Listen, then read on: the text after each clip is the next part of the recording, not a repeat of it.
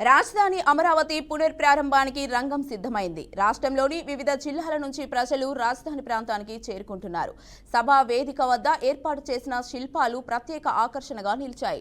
బుద్ధుడు, కాలచక్రం, ఎన్టీఆర్, ప్రధాని నరేంద్ర మోదీ విగ్రహాలతో పాటు మేక్ ఇన్ ఇండియా లోగో ఆకట్టుకుంటున్నాయి. దీంతో పాటు అమరావతి అక్షరాలను రూపొందించారు. ప్రధాని నరేంద్ర మోదీ చేతుల మీదుగా రాజధాని అమరావతి పునర్ప్రారంభోత్సవ కార్యక్రమం జరగనుంది. మరి కాసేపట్లో జరగబోయే ఈ కార్యక్రమంలో పాల్గొనేందుకు రాష్ట్ర నలుమూలల నుంచి ప్రజలు తరలివస్తున్నారు. జిల్లాల నుంచి బస్సులు, కార్లు, ఇతర వాహనాల్లో రాజధాని ప్రాంతానికి చేరుకుంటున్నారు.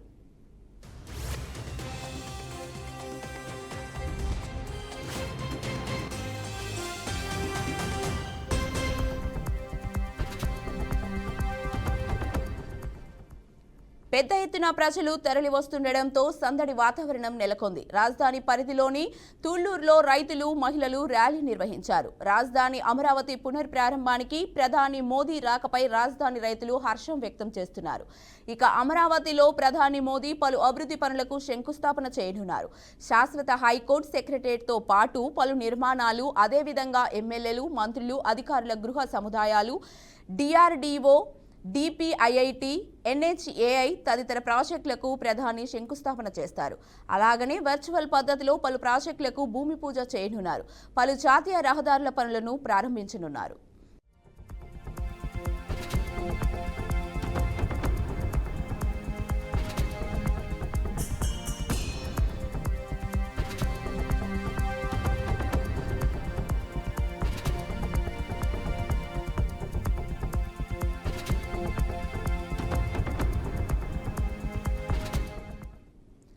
చరిత్రలో నిలిచిపోయేలా పునర్ప్రారంభం ఏర్పాట్లను రాష్ట్ర ప్రభుత్వం ప్రతిష్టాత్మకంగా తీసుకుంది.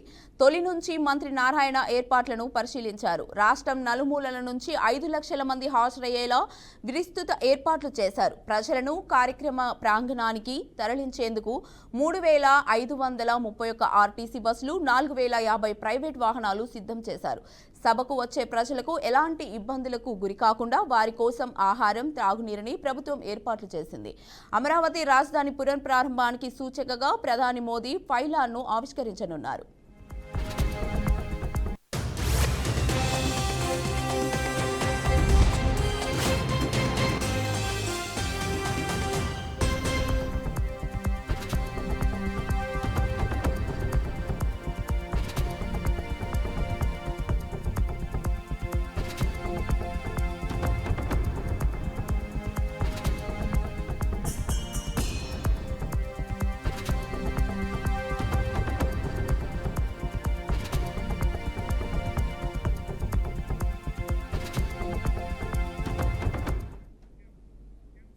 పల్నాడు జిల్లా నర్సరావుపేటలో మాజీ స్పీకర్ కోడెల 77వ జయంతి వేడుకలు జరిగాయి. నర్సరావుపేట ప్రభుత్వ ఆసుపత్రిలో మంత్రి గొట్టిపాటి రవికుమార్ కోడెల శివప్రసాదరావు విగ్రహాన్ని ఆవిష్కరించారు. కోడెల ఏ పదవి చేసినా దానికి వన్నె తెచ్చిన మనిషి అని మంత్రి రవి అన్నారు.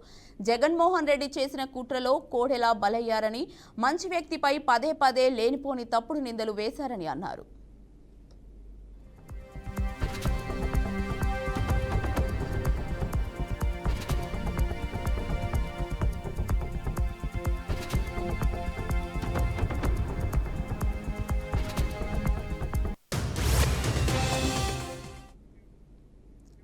తిరుమల భక్తుల అభిప్రాయాల కోసం టీటీడీ కొత్తగా వాట్సాప్ ఫీడ్బ్యాక్ విధానాన్ని ప్రవేశపెట్టింది. ఇకపై భక్తులు తమ అభిప్రాయాన్ని వాట్సాప్ ద్వారా సులభంగా తెలియజేయవచ్చునని తెలిపారు. తిరుమల తిరుపతిలో పలు ప్రాంతాల్లో ఏర్పాటు చేసిన QR కోడ్లను స్కాన్ చేస్తే వాట్సాప్లో టీటీడీ అభిప్రాయ సేకరణ పేజీ ఓపెన్ అవుతుందని చెప్పారు. అందులో భక్తులు తమ పేరు, విభాగంలో అన్నప్రసాదం, కళ్యాణకట్ట, లడ్డు ప్రసాదం, లగేజీ, దర్శన అనుభవం, క్యూ లైన్ మొదలైనవి ఎంచుకోవాలని తెలిపారు. అనంతరం అభిప్రాయం తెలిపేందుకు టెక్స్ట్ లేదా వీడియో ఫార్మాట్ను ఎంచుకోవచ్చునని చెప్పారు. భక్తులు తమ అభిప్రాయాన్ని గరిష్టంగా 600 అక్షరాల పరిమితితో టైప్ చేయొచ్చని లేదా వీడియోగా అప్లోడ్ చేయవచ్చునని టీటీడీ తెలిపింది. అభిప్రాయం సమర్పించిన వెంటనే మీ అభిప్రాయం విజయవంతంగా నమోదు చేయబడిందని మెసేజ్ వస్తుందని సభ్యులు వివరించారు.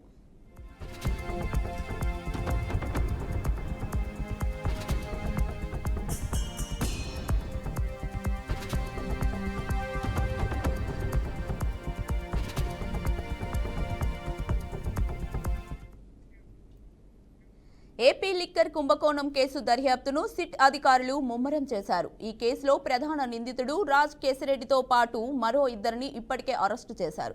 వారంతా ప్రస్తుతం రిమాండ్లో ఉన్నారు. తాజాగా రాజ్ కేశిరెడ్డి పిఏ పైలా దిలీప్ ను సిట్ అధికారులు అదుపులోకి తీసుకున్నారు. ఈ కుంభకోణానికి సంబంధించిన కీలక సమాచారం ఆయన దగ్గర ఉందని భావిస్తున్నారు. గత కొన్ని రోజులుగా దిలీప్ తప్పించుకొని తిరుగుతున్నాడు. ఈ క్రమంలో అతడు దుబాయ్కి పారిపోయేందుకు చెన్నై ఎయిర్పోర్టుకు చేరుకున్నాడు. పక్కా సమాచారంతో దిలీప్ ను అదుపులోకి తీసుకున్నారు. ఫోన్ లొకేషన్ ద్వారా అతడి కదలికలపై నిఘా పెట్టిన సిట్ బృందం చెన్నై ఎయిర్పోర్టులో ఉన్నట్లు గుర్తించి అక్కడ అదుపులోకి తీసుకుంది.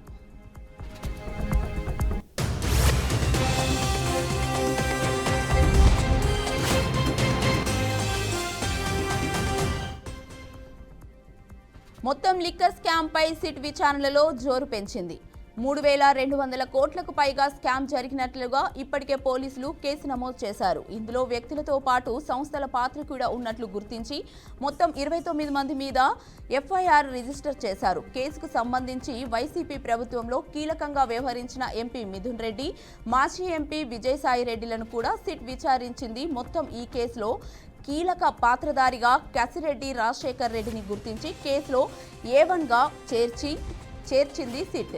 కేసు నమోదు చేసిన తర్వాత అరెస్టుపై కూడా సిట్ ఫోకస్ పెట్టింది. ఇందులో భాగంగా ఇప్పటి వరకు 3 సిట్ అరెస్టు చేసింది. A1 Kasireddy Rajasekhar Reddy, A6 Sajjala Sridhar Reddy, A8 చాణక్యలను ఇప్పటికే సిట్ అరెస్టు చేసింది.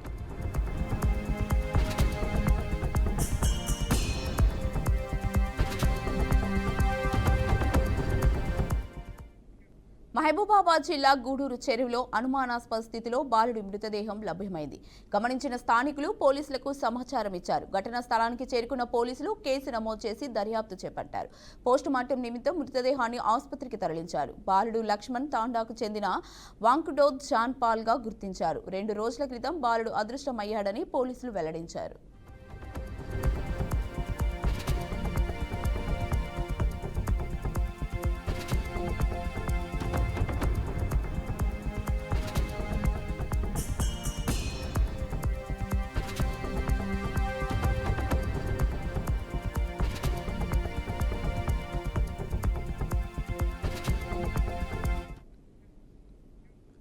కర్రెగుట్టలో బలగాల కూంబింగ్ ఆపరేషన్ కొనసాగుతుంది. కేంద్ర బలగాల ఆపరేషన్ 11వ రోజుకు చేరుకుంది.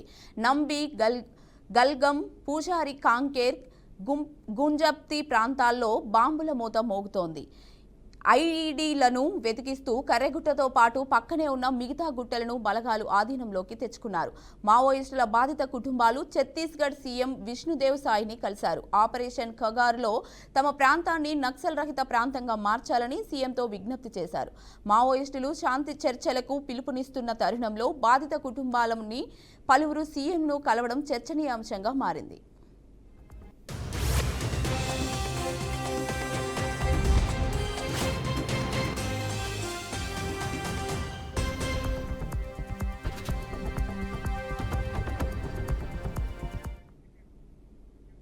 హైదరాబాద్ బాంజరాయిల్స్ రోడ్ నెంబర్ 12లోని ఎమ్మెల్యే కాలనీలో ఉద్రిక్తత నెలకొంది. 33 ఫ్లాట్స్ వెనకాల రెవెన్యూ స్థలం ఆక్రమణలను రెవెన్యూ సిబ్బంది తొలగించారు. ఆ ఆక్రమణలను తొలగించి ఫెన్సింగ్ వేశారు. అయితే షేక్పేట్ సిబ్బంది వేసిన ఫెన్సింగ్ ని బౌన్సర్లు పీకేశారు. దీంతో మరోసారి ఫెన్సింగ్ వేసేందుకు వచ్చిన మండల సిబ్బందిని అడ్డుకునే ప్రయత్నం చేశారు.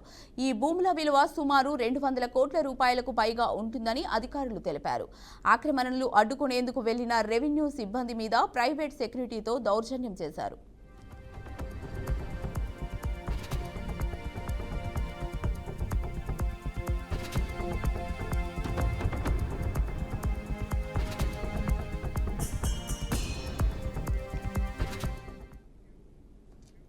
పహల్గాం ఉగ్రదాడిలో మృతి చెందిన కావలివాసి సోమిశెట్టి మధుసూదన్ కుటుంబాన్ని సినీ హీరో మంచు విష్ణు పరామర్శించారు. ఉగ్రదాడులలో మధుసూదన్ మరణించడం చాలా బాధాకరమన్నారు. మధుసూదన్ కుటుంబానికి అండగా ఉంటామని హామీ ఇచ్చారు. దాడులకు పాల్పడుతున్న ఉగ్రవాదులను అంతం చేయాలన్నారు. మధుసూదన్ కుటుంబానికి తన ప్రగాఢ సానుభూతి తెలియజేశారు.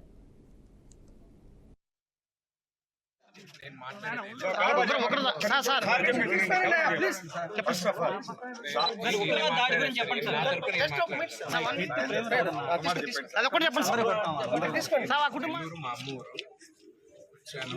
మన వాళ్ళకి నేను మాట్లాడాను. తప్పుగా అర్థం చేసుకోకండి. నేను వాళ్ళు మాట్లాడుతున్న మా ఇద్దరి మధ్యనే ఉండేది. నేను మాట్లాడేది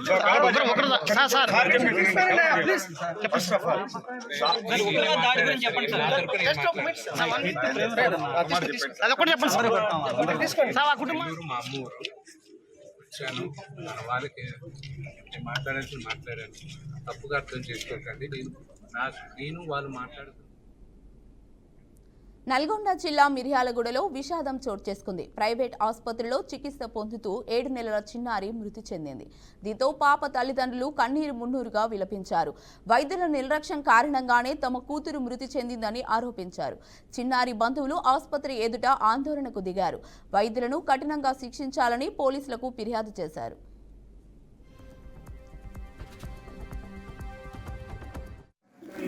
బాబు ఫీవర్ తోటి వచ్చాడు మన హాస్పిటల్కి. నేను బ్లడ్ టెస్ట్ చేసి ప్రాబ్లం ఉందని అడ్మిట్ చేశాను. వాళ్ళు ఇంటికి వెళ్తాను కూడా నైట్ నేను ఇంటికి వెళ్ళొద్దు, ప్రాబ్లం ఉందమ్మా, కొంచెం బేబీ డల్గా అనిపిస్తున్నది, ఇంటికి పోతే మాత్రం పక్కా ప్రాబ్లం అవుతుందంటే అది పక్క ఊరు రేపు వస్తాం అన్నారు. లేకపోతే తేడా అనిపిస్తుంది బేబీ, జ్వరం మీద ఇంత ఆయాసం ఉండదు అని చెప్తే వాళ్ళు ఏం లేదు వెళ్ళిపోతామన్నారు. మళ్ళీ కొంచెం వరకు వాళ్ళు వచ్చి ఉన్నారు. నైట్ 2ంటికి ఆయాసం మరీ ఎక్కువైపోయింది. చూసేసరికి ఫీవర్ తగ్గట్లేదు. నేను చూసిన కొద్దిసేపటికే బేబీ బ్లూ కలర్ అయిపోయింది. యాక్చువల్గా నాకు అప్పుడు వాళ్ళు రిపోర్ట్ చూపించారు. వాళ్ళు ఏ ప్రాబ్లమ్, ప్రీవియస్గా ఈయనకు heart problem, lungs problem, seizure fits, multiple problems ఉన్నాయి. వాళ్ళు పుట్టినప్పుడే అడ్మిట్ అయ్యారు హాస్పిటల్. దాదాపు 1 మంత్ వరకు పారామితాలు. ఆ బేబీ డెవలప్మెంట్ కూడా కొంచెం డిలే ఉన్నది. అయితే ఈ ప్రాబ్లమ్స్ ఉన్న వాళ్ళు సడన్గా మనకు హై ఫీవర్ వచ్చినప్పుడు ఇట్లాంటి బయటకు వచ్చేస్తాయి. దీని ట్రీట్మెంట్లో మాత్రం నాది ఏం తప్పేదం లేదు. జగిత్యాల జిల్లా పొరెండ్లలో ఓ రైతు ఆత్మహత్యకు పాల్పడ్డ ఘటన చోటు చేసుకుంది. పడిగెల మల్లారెడ్డి అనే రైతు భూ వేధింపులతో పురుగుల మందు తాగాడు. బాధితులపై చర్యలు తీసుకోవాలని జగిత్యాల రూరల్ పోలీస్ స్టేషన్ ఎదుట బాధిత కుటుంబ సభ్యులు ఆందోళనకు దిగారు.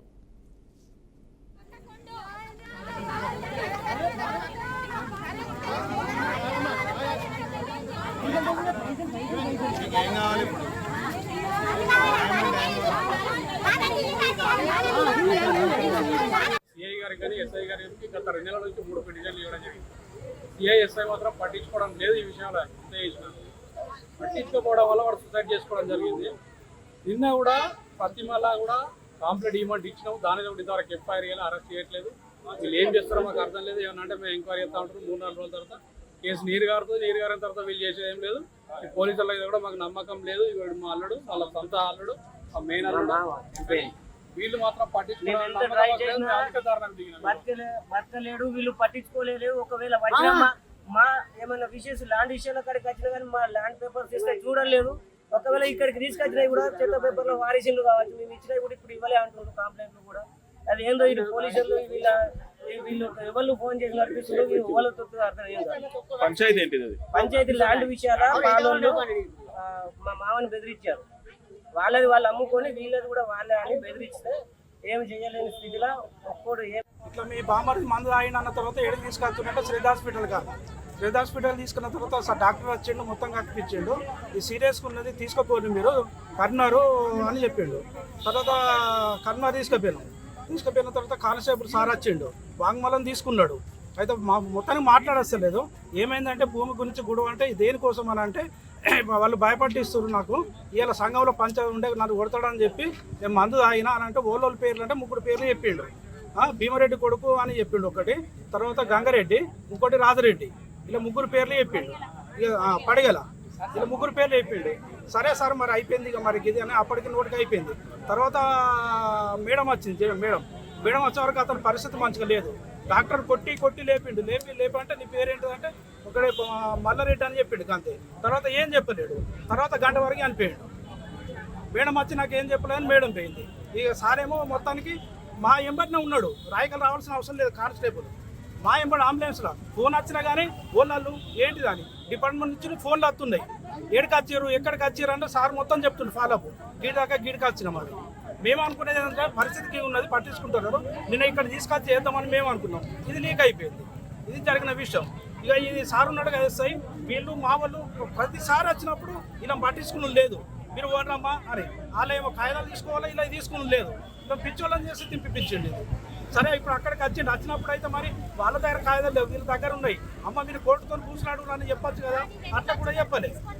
అది